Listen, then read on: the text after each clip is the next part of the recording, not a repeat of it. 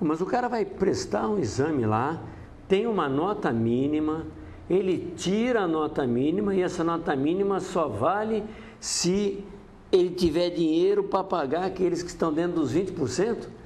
Pois é. O que é pior ainda, né, Góes? É só se ele declarar que tem o dinheiro, porque a palavra dele é a palavra final, né? Fica com a palavra dele. Agora, imagine o seguinte, todos os que vão prestar a prova vão tirar a nota 6, todos. Muito bem. E aí, como é que ficaria essa questão para saber quem são os aquinhoados, os 20%? Vão levar em conta a maior pontuação no processo de avaliação. Vão levar em conta o maior tempo de permanência na unidade de ensino ou administrativa de classificação, considerada a faixa em que ele concorrer. Neste caso, a faixa 1. E também a maior pontuação na tabela de frequência. Ou seja, não basta a nota da prova, é necessário também tempo de permanência na unidade e assiduidade. E aí é uma coisa extremamente perversa e curiosa, Góes, que é a seguinte: a Constituição Federal nos deu alguns direitos, a Constituição Estadual ratificou esses direitos, a legislação estadual manteve esses direitos. Aí vem o governo e diz o seguinte: você tem todos esses direitos, como por exemplo, falta abonada, como por exemplo, licença médica, licença saúde. Mas se você não usar de nenhum desses direitos, nós te damos uma pontuação maior do que daqueles que precisaram tirar uma licença médica, por exemplo. Ou seja, aqueles que usufruíram de um direito legal constitucional até são prejudicados em função de usarem um direito. E o governo já anunciou que ele vai dobrar o valor da tabela de frequência daqueles concorrentes que não tiverem nenhuma falta, ou seja, que não usarem do direito. Este é um outro problema da lei e os 20% então sairiam desse contexto. Na verdade, ele faz uma prova e faz um funil financeiro, na verdade, que só ele sabe, porque a gente já está acostumado no funcionalismo. Sim. Quem sabe o que tem ou não tem no orçamento é ele. Então, na verdade, o que ele diz é o que vai acontecer. Bom, enfim, passou, conseguiu, está nos 20%, tinha o dinheiro para os 20%, ele atingiu, ele conseguiu. Automaticamente então ele sobe e ganha 25% de aumento. Também porque não. 25% é um quarto já do aumento. É um quarto. Também não. Os colegas estão iludidos com isso. Se eu passar na prova e se eu for promovido, eu vou ter um total de 25% de aumento nos meus vencimentos. Não é verdade. Por quê? Porque a lei diz o seguinte: na promoção da faixa 1 para a faixa 2, haverá um reajuste de 25% sobre o vencimento inicial e não sobre o total de vencimentos.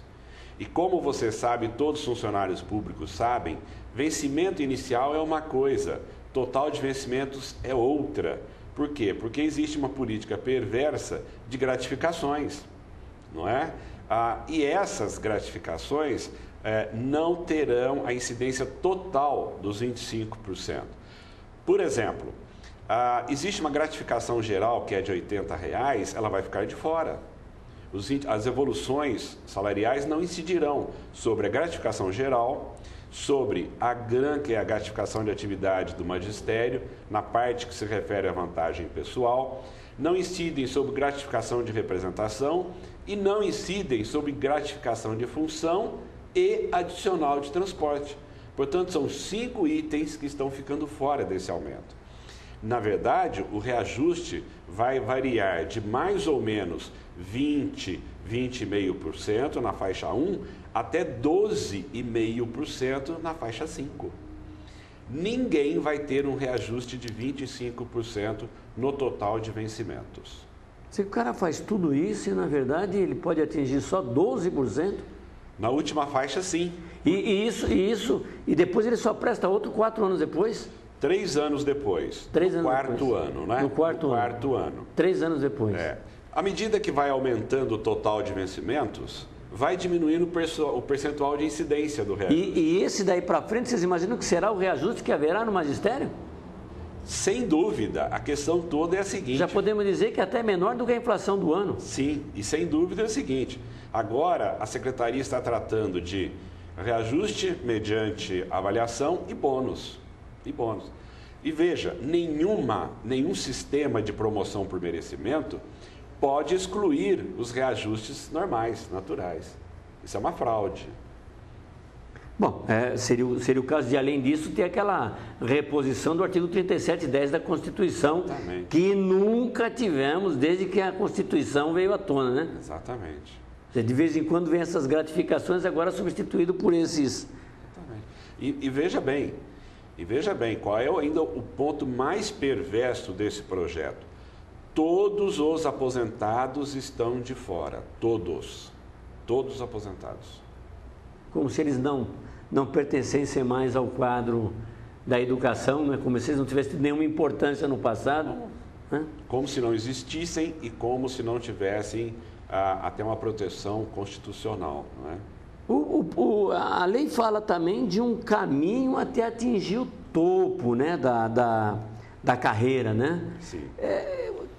Que tempo ele precisa para atingir esse topo da carreira? E no topo da carreira ele teve o salário dele melhorado em quanto?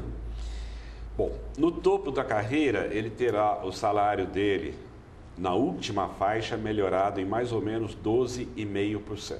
Portanto, ninguém terá um aumento de 100% ao longo da carreira. Ninguém. Agora, você me pergunta em quanto tempo? Veja bem, eu vou demonstrar aqui pegando um universo de 100 mil professores, 100 mil, não é? Número aleatório, mas próximo do real, que vão prestar o exame agora e que teriam chance de serem promovidos. Apenas 20%, no máximo, poderão ser promovidos. 20% de 100 mil dá 20 mil. Esses que foram promovidos agora só poderão prestar nova prova daqui a 4 anos. Desses 20 mil que prestarem a prova, só 4 mil poderão ser promovidos, 20%. Dos 4 mil, depois de 4 anos que prestarem a prova, só 800 poderão ser promovidos. E finalmente, dos 800 que prestarem para a última faixa, só 160 poderão ser promovidos. Isso significa o quê? Que nós tivemos ao longo de 12 anos, no mínimo, uma promoção de 0,16%. 0,16% dos 100 mil. Agora, e para que se evolua totalmente na carreira, imagine que quem prestar este ano e não for promovido, vai prestar o ano que vem. E assim sucessivamente, mantendo o interstício para os promovidos, de 3 anos daqui para frente. Para evoluir da faixa 1 para a faixa 2, serão necessários, vamos deixar bem claro, todo o conjunto do magistério, todos os professores. Serão necessários 35 anos.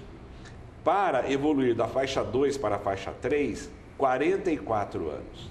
Para evoluir da faixa 3 para a faixa 4, 52 anos.